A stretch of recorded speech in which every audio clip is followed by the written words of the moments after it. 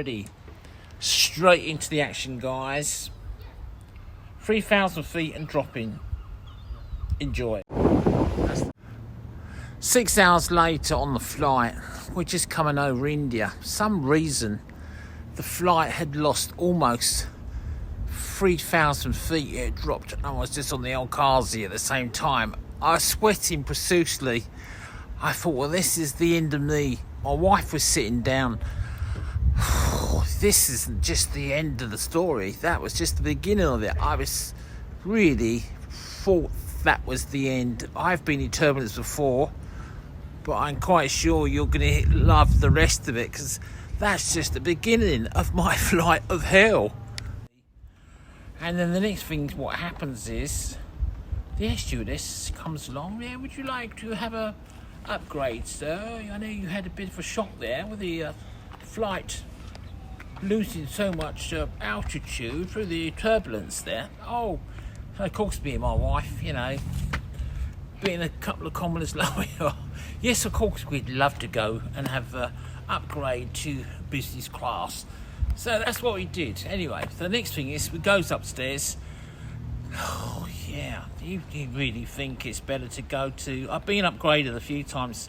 Always, you know, if you were saying that, I'm going to tell you a little tip at the same time. If you do want an upgrade, you've got to look smart. Dress properly, proper bow tie, you know, shoes, and belong to the aircraft credit club card, you know. Obviously, you get all these cards, or you can belong to their fan base of that particular airline, and they give you a credit card and you can go in the lounge, and that's a great way to get the upgrades like we did, you know, looking smart, get to the airport on time, probably a Tuesday or Wednesday flight, have the aircraft fully functional, fully booked, ramming at the seams. There's me and my wife, Freddie, and my missus, both can't believe our luck. We're going to be taken to the gods of the air, the first class flight. You know, I think it's business class we just put in. So it goes in there. We're both looking, you know, a little bit. See this guy where we're going to, and the next thing is, he's looking at us. He's probably thinking, "Oh my God, you know what we got here." And then I looked across the way. There's this woman. She's got these blinds on, or sunglasses, I suppose. I don't know about blinds. And she's laid out like she's in the morgue. And then we sit next to this guy. And then the next thing what happens is, I said to my wife, "Can you smell something?" Yeah, that's the guy. He's got his shoes off, and you know, and he's got BO as well. That's my flight of hell, you know. So, oh dear. I said to the guy, "Can you put your shoes on, please?" I said, "I've a bit of a problem, you know." And then, you know, we've been there like 20 minutes, half an hour.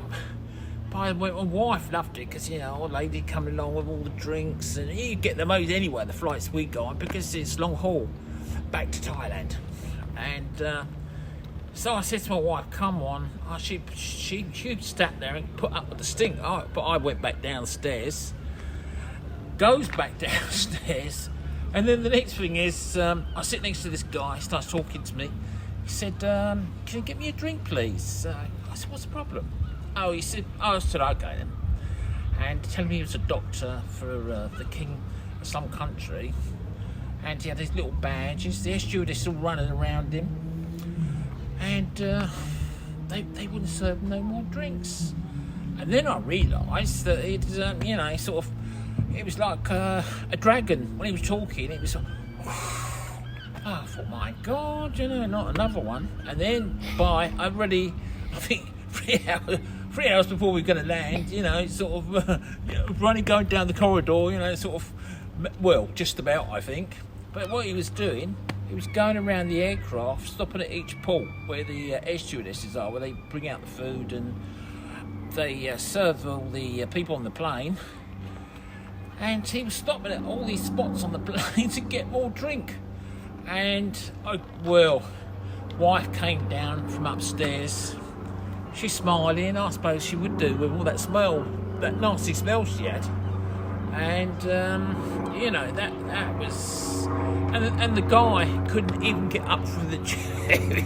He was so bladdered, you know. But I don't know if you've had a flight like that, like me. Please, you know, please write to me down below and exchange, and also big subscribe. We really need people to subscribe to our channel. And also, if you big thumbs up, you know, thumbs up. We need that too. We can't survive without you people. And the next thing is the first class travel. Well, as I told you, if you want first class travel, you turn up, you look immaculate, you come on a midday flight or a late Wednesday, Tuesday flight if you want cheap flights. And you've got to look the part. As I've just repeated to you, that's the favourite way to get an upgrade.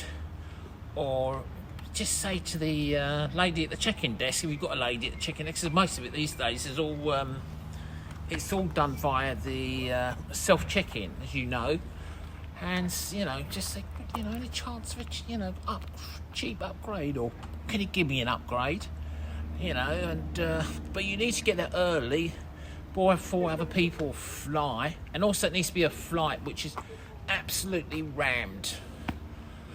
But what we usually do when you're doing a cheeky luggage check-in with too much luggage, is we usually, it sounds a bit naughty this, so I don't know if you were going to do this, we usually hide baggage behind the pillows or get someone to hold on to it.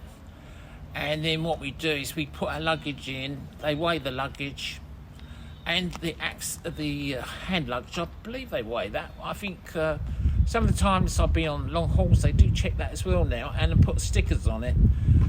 But if you let them do all that, and if you've got excess luggage, then either wear it, put it on your clothes, you know, the extra clothes you're wearing down below. Obviously, if it's a bit of a cold, you know, better to do this at night, I suppose. Or the other thing is, leave the extra luggage behind the behind the pillow, like I said. And we've done that for many people, which go back to Thailand. And then as you move away, and you've got all your luggage, your passport, all your bits and pieces, make sure your friends or your husband is there with you, and then take it back out. And then you can take that extra baggage. Yeah, they are pretty picky, but my experience is you usually get away with it. So, as you look through my different parts of where it tells you about Just Freddy, we will be doing mostly in future, mostly about Thailand, what's happening. And also, the other thing is what I've just to catch up at the moment. No flights into Thailand. You have to go through the Royal Thai Embassy in central London. And as from September, I don't know the exact date, you will be able to get a flight back into Thailand with as a holiday maker. But you have to be a rich one, unfortunately. So you have to have 14 days in quarantine, a bit like the dog, I suppose, really. Well, not being a dog, but, you know, you have to 14 days in quarantine in a hotel or somewhere where they, if you're going there for a long time, you know, maybe 6 months, 3 months, you have to have the quarantine. But that's only as present as I heard last week. So, yeah, it's a bit of a bugger, isn't it? So, you have to go there and then sit 2 weeks in a hotel. Obviously, if you've got a good hotel, it's good. But you've got a swimming pool there. I don't think there'd be no snaking out. You know, Thai are very strict with all this type of thing. So, there we are, guys. And the airport you'll be going into won't be Suvarnabhumi. I understand it's the military airport by Phuket there. So that's where you'll be taken into any any more news on this, we will put it on our YouTube channel and give you updates what's happening regarding the visas and the coronavirus. Don't forget, guys, just Freddy. And over the next couple of weeks, I think if you can give us some ideas, some other things you'd like to talk about regarding coming to Thailand, visas, retirement visas, moving to Thailand, lots of other things, maybe places you'd like to visit, hotels, beaches.